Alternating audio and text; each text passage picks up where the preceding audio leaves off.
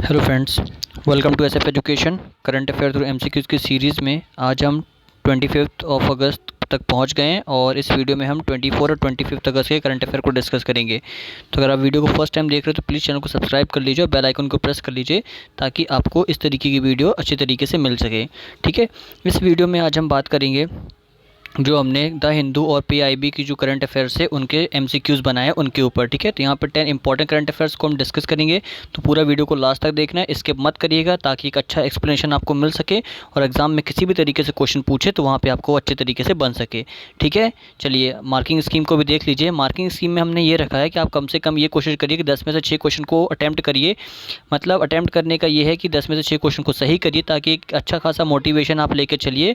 और जो क्वेश्चन समझ में नहीं आता है कमेंट में मुझे वहाँ पे एक अपना कमेंट लिख के दीजिए ताकि मैं अच्छे तरीके से समझ सकूं और आपका जो भी डाउट है उसको दूर कर सकूं। ठीक है, तो कोशिश करिए 10 में से 6 क्वेश्चन को सही करिए और अपने मार्क्स चाहे 10 में से 6 आए या फिर ज़्यादा आए उसको कमेंट में ज़रूर लिख दीजिएगा ताकि मुझे ये पता चलता रहे कि आपकी जो एक लेवल है स्टडी का वो कितना चल रहा है। ठीक है, और देखिए 24 आवर्स के अंदर रिविज़न ज़रूर करना है। ठीक है, अगर आप 6 से कम स्कोर करते हैं तो कोशिश करिए कि रिवीजन आप कर रही है क्या, इस वीडियो को एक बार तुरंत अभी फिर से देखिए और एक बार फिर से कोशिश करिए। और 24 आवर्स में जब अगला वीडियो जब आपको मिलेगा करंट अफेयर्स का तो उसके पहले एक बार इसको रिवाइज ज़रूर कर लीजिए ताकि आपको इसके रिगार्डिंग एक अच्छा खासा फोल्डर आपके दिमाग में बैठा रहे। ठीक है, और लास्ट में जो आज से हम कोशिश कर रहे हैं कि एक क्वेश्चन आपसे पूछा जाएगा, उस क्वेश्चन के बारे में आप मुझे बताते जाएंगे हर बार। ठीक है, चलिए आज का फर्स्ट क्वेश्चन डिस्कस करते हैं। फर्स्ट क्वेश्चन है, consider the following statements regarding the Caribbean community. तो कैरेबियन कम्युनिटी अभी न्यूज़ में थी तो ये किसके रिगार्डिंग पे है। तो फर्स्ट स्टेटमेंट है, Mexico and USA are members of the CARICOM, कि जो मैक्सिको और जो यूएसए है ये कैरिकॉम के मेंबर्स हैं। Second, the community promotes cooperation for economic integration, foreign policy coordination and security among its member, कि ये जो कम्युनिटी है ये प्रमोट करती है कोऑपरेशन को इकोनॉमिक इंटीग्रेशन के लिए, फॉरेन पॉलिसी की कोऑर्डिनेशन के लिए और सिक्योरिटी जो इनके मेंबर्स हैं उनको प्रोवाइड करने के लिए। तो कौन सी स्टेटमेंट करेक्ट है। ऑप्शन है 1 only, option B 2 only, option C both 1 and 2 and option D neither 1 nor 2। Video को पॉज करके आंसर दीजिए फिर इसके बारे में डिस्कस करते हैं।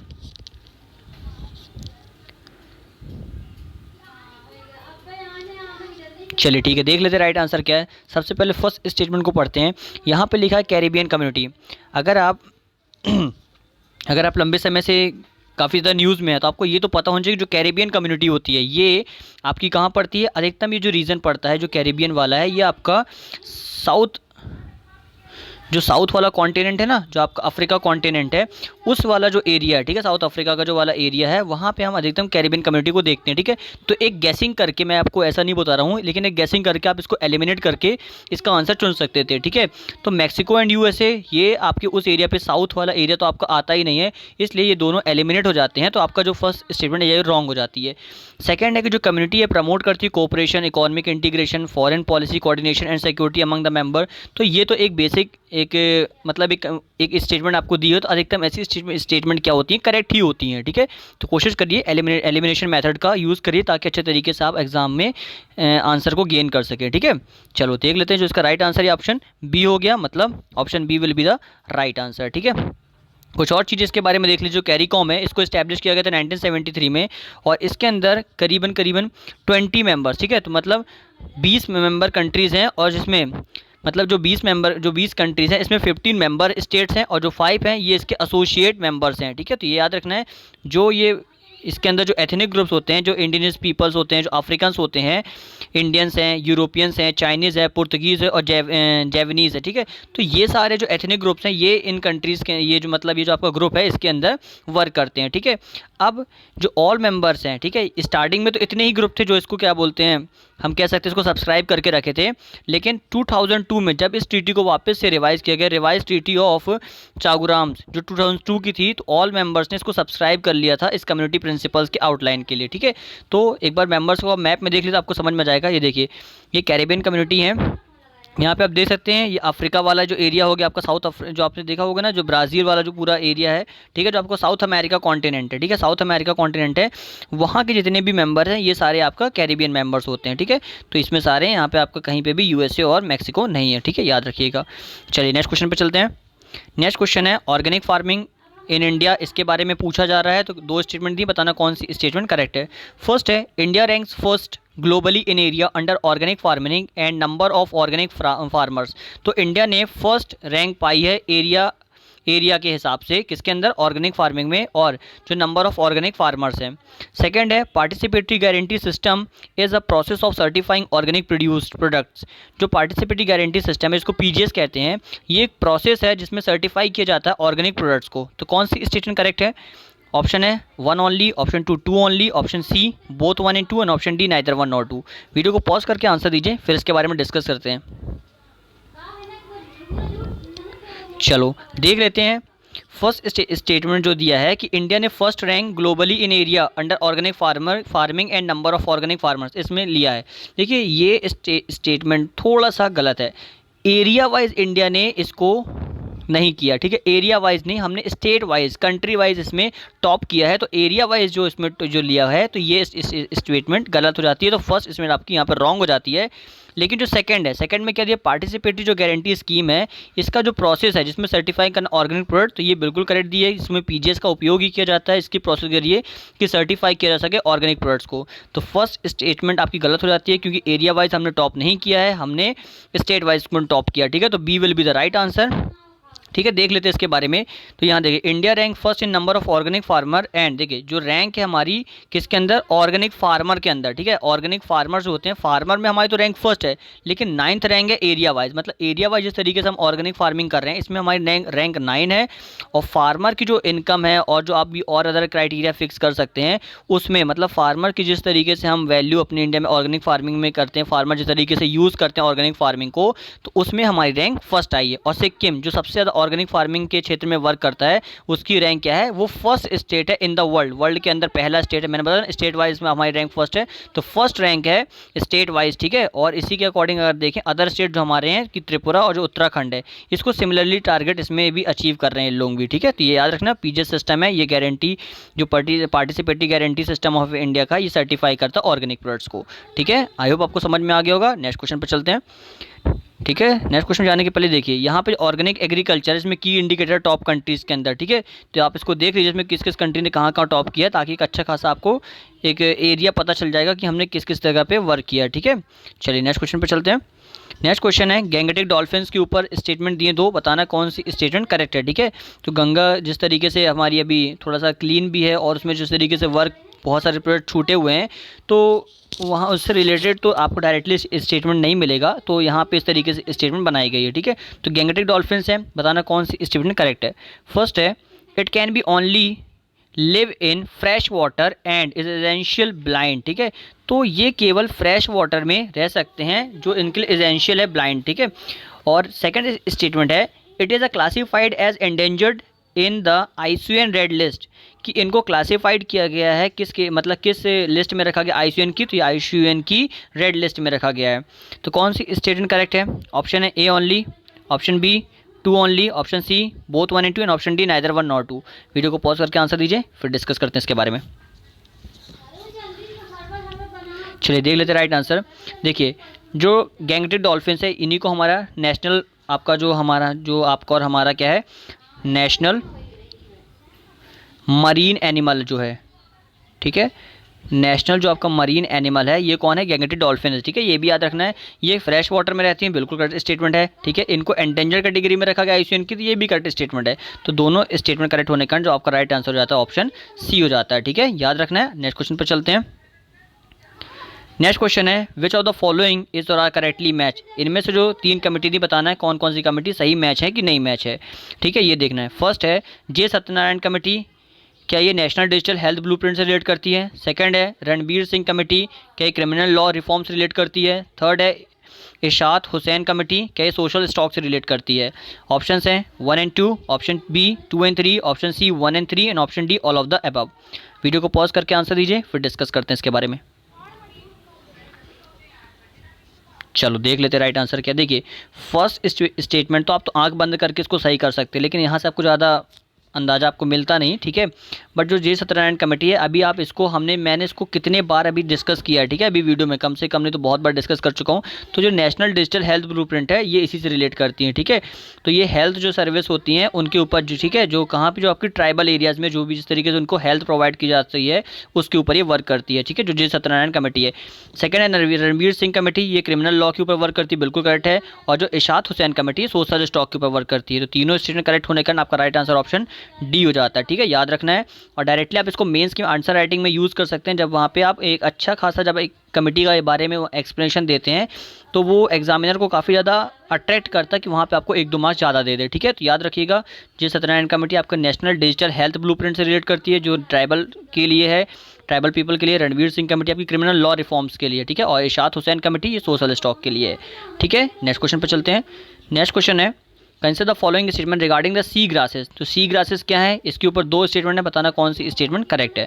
फर्स्ट है sea grasses have leaves, roots and veins and produce flowers and seeds. जो सी ग्रासेस होते हैं इनमें लीव्स होती हैं, रूट्स होती हैं, वीन्स होते हैं और ये फ्लावर और जो सीड्स होते हैं उनसे प्रोड्यूस होती है, ठीक है, मतलब उनको प्रोड्यूस करती है। सेकंड है sea weeds are most common type of sea grasses. जो सी वीड्स होती हैं ये काफ़ी कॉमन होती हैं किसकी तरह, सी ग्रासेस की तरह। तो कौन सी स्टेटमेंट करेक्ट है। ऑप्शन है 1 only, option B 2 only, option C both 1 and 2 and option D neither 1 nor 2। Video को पॉज करके आंसर दीजिए, फिर डिस्कस करते हैं। चलिए देख लेते हैं इसके बारे में कुछ चीज़ें। जो सी ग्रासेस हैं, ठीक है, इसमें क्या होता है कि जो सी ग्रासेस होती हैं ये कैसे होती हैं, ये आपकी लीव्स, रूट्स, वीन्स और फ्लावर इसी टाइप में होती हैं। तो ऑप्शन 1 आपके करेक्ट हो जाता है। ऑप्शन 2 ये इनकरेक्ट है, क्योंकि जो सी ग्रासेस होते हैं ये सी वीड से डिफरेंट होते हैं, ना कि सिमिलर होते हैं, ठीक है। तो ये डिफरेंट ऑर्गेनिज्म होते हैं, ना कि सिमिलर ऑर्गेनिज्म होते हैं। जैसे मैं बोल सकता हूँ जो सी ग्रासेस होते हैं ये सॉल्टी और ब्रैकिश वाटर में क्या होते हैं, इनका जो ग्रो होते हैं ये सॉल्टी और ब्रैकिश वाटर में होते हैं। जबकि जो सी वीड्स होते हैं, ठीक है, तो वो कैसे रहेगा, आपका जो मीठा पानी होता है, ठीक है, जो स्वीट वाटर होता है उसके अंदर ये ग्रो होते हैं, ठीक है। तो इसलिए ये डिफरेंट होते हैं, ना कि सिमिलर होते हैं। तो जो आपकी फर्स्ट स्टेटमेंट है कि ये लीव्स, रूट्स, वीन्स और फ्लावर और सीड प्रोड्यूस करते हैं, तो ये करेक्ट होती है। और जो सी वीड्स हैं ये कॉमन टाइप होते हैं सी ग्रासेस के, तो ये गलत है, ठीक है। तो सी वीड्स अलग होते हैं, सी ग्रासेस अलग होते हैं, ठीक है। तो ऑप्शन 1 करेक्ट होने के कारण आपका आंसर ए हो जाता है, ठीक है। नेक्स्ट क्वेश्चन पे चलते हैं और एक्सप्लेनेशन ध्यान से सुनते रहिएगा और अगर चाहें तो वीडियो को पॉज करके एक बार पढ़ते भी रहिएगा, ठीक है, ताकि अच्छे तरीके से क्लैरिफिकेशन होता रहे। नेक्स्ट क्वेश्चन है who are the Tuareg people. तो टुरैग पीपल कौन है। Option 1 nomadic people living across the Sahara desert. जो नोमैडिक पीपल होते हैं पूरे सहारा डेजर्ट में जो रहते हैं उनको टुरैग पीपल कहा गया है। बी है tribals of Bastar division in the Chhattisgarh. जो ट्राइबल्स जो पीपल्स हैं जो बस्तर डिवीज़न में रहते हैं छत्तीसगढ़ के, क्या उनको टुरैग पीपल कहते हैं। सी है ओरिजिनल इनहेबिटेंट्स ऑफ छत्तीसगढ़, की जो छत्तीसगढ़ के जो पहले से ओरिजिनल इनहेबिटेंट थे उनको टुरैग पीपल कहा गया है। एंड डी है नॉर्थ ईस्टर्न रिफ्यूजी पीपल, की जो रिफ्यूजी पीपल है नॉर्थ ईस्टर्न क्षेत्र के उनको टुरैग पीपल कहा जाता है। तो कौन सी स्टेटमेंट करेक्ट है। वीडियो को पॉज करके आंसर दीजिए, फिर डिस्कस करते हैं। चलिए देख लेते हैं राइट आंसर क्या है। राइट आंसर आपका ऑप्शन ए है, मतलब जो नोमैडिक पीपल, नोमैडिक का मतलब होता है वे लोग जो एक जगह पे नहीं रहते, मतलब घूमते फिरते रहते हैं और अपना खाने पीने का इंतजाम करते रहते हैं, एक जगह से दूसरी जगह जाते रहते हैं ताकि वो अच्छे तरीके से अपनी लाइवलीहुड को सस्टेन कर सकें, ठीक है। तो जो सहारा डेजर्ट में, जो पूरे सहारा डेजर्ट के अक्रॉस, मतलब पूरे सहारा डेजर्ट में जो बसे हुए हैं जो नोमैडिक पीपल जो घूमते फिरते हैं उनको टुरैग पीपल कहा जाता है, ठीक है। तो डायरेक्टली स्टेटमेंट पूछा जाएगा टुरैग पीपल किससे एसोसिएट करते हैं, तो बताना है आपको वहाँ पे सहारा डेजर्ट से एसोसिएट करते हैं। तो राइट आंसर हो गया आपका ऑप्शन ए, ठीक है। नेक्स्ट क्वेश्चन पर चलते हैं, ठीक है। आप देख सकते हैं थोड़ा सा मैप में, यहाँ पे देखिए, ये एक सेकंड, ये ऊपर वाला आप एरिया देख रहे हैं, ठीक है, इधर वाला ये वाला जो एरिया, ठीक है। और ये ऊपर जो बॉक्स में यहाँ पे दिया हुआ है, एक सेकंड में, जहाँ बॉक्स में अभी मैंने राउंड का मार्क बताया ना, ये वाला, ठीक है। ये जो आपका अफ्रीका वाला किनारे वाला एरिया है उसमें जो आपका ये अल्जीरिया है, एक सेकेंड, अल्जीरिया है, लीबिया है, माली है, नाइजर, ये जो येलो वाला एरिया है ये टुरैग एरियाज़ है, ठीक है। सहारा डेजर्ट का टुरैग एरियाज़ जहाँ पे ये लोग एसोसिएट है, मतलब यहाँ से रहते हैं, ठीक है, यहाँ पे यहाँ के इनहेबिटेंट हैं, तो ये याद रखना है। नेक्स्ट क्वेश्चन पर चलते हैं। नेक्स्ट क्वेश्चन है विच ऑफ द फॉलोइंग इज और आर करेक्टली मैच। तो इनमें से कौन कौन से करेक्टली मैच है। नाइफेरू, क्या ये मालदीव से एसोसिएट करता है। ग्रेट ब्लैस्कट आइलैंड, क्या ये आयरलैंड से एसोसिएट करता है। एंड अल अजीजिया, क्या लीबिया से एसोसिएट करता है। तो कौन सी स्टेटमेंट करेक्ट है। Option A 1 and 2, option B 2 and 3 and option C 1 and 3, option D all of the above. Video को पॉज करके आंसर दीजिए, फिर डिस्कस करते हैं। चलिए देख लेते हैं। जो ऑप्शन 1 में है, जो आपका नाइफेरू आइलैंड दिया है, ये मालदीव से ही एसोसिएट करता है, बिल्कुल करेक्ट है। ग्रेट ब्लैस्केट आइलैंड, ये आयरलैंड से एसोसिएट करता है, ये भी बिल्कुल करेक्ट है। एंड ऑप्शन 3 जो आपका एल अजीजिया है, ये लीबिया से एसोसिएट करता है, ये भी करेक्ट स्टेटमेंट दी हुई है। ठीक है, तो तीनों स्टेटमेंट करेक्ट होने के कारण आपका राइट आंसर ऑप्शन डी हो जाता है। अब देख लेते हैं इनके बारे में थोड़ी सी और चीज़ें। जो नाइफेरू है, ये आपका मालदीव से 141 किलोमीटर नॉर्थ है, जो कैपिटल है माले, वहाँ पे ये लोकेट करता है। ठीक है, ऑप्शन जो 2 है, ये ग्रेट ब्लैस्केट है, ये प्रिंसिपल आइलैंड है किसका, ब्लैस्केट, जो कंट्री किसके अंदर, आयरलैंड की है। ठीक है, कैरी मतलब जो आपकी काउंट्री कैरी है, जो आयरलैंड की कंट्री है। ठीक है, वहाँ से ये एसोसिएट करता है। फिर अलाजीजिया है, ये आपका कैसे, लीबिया से एसोसिएट करता है। ठीक है, ये भी याद रखना है। नेक्स्ट क्वेश्चन पे चलते हैं। नेक्स्ट क्वेश्चन है फाइनेंशियल इंक्लूजन सपोर्ट फ्रेमवर्क, इसको FISF कहते हैं, ये इनिशिएटिव है किस इंस्टीट्यूशन का। ठीक है, ये आपको बताना है। Option A World Bank group, option B World economic Forum, option C UNICEF and option D World Trade Organization. Video को पॉज करके आंसर दीजिए, फिर डिस्कस करते हैं इसके बारे में। चलिए देख लेते हैं राइट आंसर क्या है। इसका जो राइट आंसर ऑप्शन ए है। ऑप्शन ए दैट में वर्ल्ड बैंक ग्रुप, इसने अभी recently financial inclusion support framework, ये जो रिपोर्ट है इसको पब्लिश किया है। ठीक है, तो किसने पब्लिश किया है, वर्ल्ड बैंक ग्रुप ने। और इसके बारे में चीज़ें देख लेते हैं। जो फाइनेंशियल इंक्लूजन सपोर्ट फ्रेमवर्क है, ये वर्ल्ड बैंक ग्रुप के द्वारा जो पब्लिश किया गया है, इसका एम ये है कि एक्सेलरेट करना और इंक्रीज़ करना जो इफेक्टिवनेस है रिफॉर्म्स को लाने की, और जो अदर कंट्री जिनके द्वारा एक्शंस लिए जा रहा है ताकि अचीव किया जा सके नेशनल फाइनेंशियल इंक्लूजन गोल्स। ठीक है, तो जो भी इंक्लूजन गोल, जो भी इंक्लूसिव गोल्स हैं, ठीक है, उनको क्या किया जा सके, जो फाइनेंशियल, जो आपकी फाइनेंस से रिलेटेड है, उनको अचीव किया जा सके। तो ये इसके अंदर इसका मेन मोटो है। ठीक है, मेन एम है। अब FISF है, इसके अंदर जो 2 मेन कंपोनेंट्स हैं, वो जो हैं, एक आपका ये है कि कंट्री सपोर्ट प्रोग्राम। ठीक है, इसमें multi year technical assistance provide कराना, जिसमें डेटा है, एनालिटिक्स है, एडवाइजरी सर्विस है, और जो कैपेसिटी बिल्डिंग्स है, इन सभी चीज़ों को और ज़्यादा इन्हेंस करना, असिस्टेंस को बढ़ाना टेक्निकल के क्षेत्र में। ठीक है, और जो नॉलेज है, इसमें ग्लोबल नॉलेज और जो कन्वीनिंग है, जिसमें अंदर प्रायोरिटी देना अंडर रिसर्च एरियाज़, इन दोनों एरियाज़ को लेके चलना, ये इंपॉर्टेंट है ताकि क्या किया जा सके, एक अच्छी खासी अंडरस्टैंडिंग बैठाई जा सके, और जो फाइनेंशियल सेक्टर है और इंक्लूजन को और ज़्यादा अलग किया जा सके। ठीक है, मतलब फाइनेंशियल क्षेत्र को और ज़्यादा डेवलप किया जा सके, तो ये इसके लिए वर्क किया जा रहा है। नेक्स्ट क्वेश्चन पर चलते हैं। नेक्स्ट क्वेश्चन है who among the following has release the digital quality of life DQL index 2020। तो अभी किसने digital quality of life index को पब्लिश किया है। Option A NITI Aayog, option B MeitY, option C SAARC and option D world economic forum. Video को pause करके answer दीजिए, फिर डिस्कस करते हैं इसके बारे में।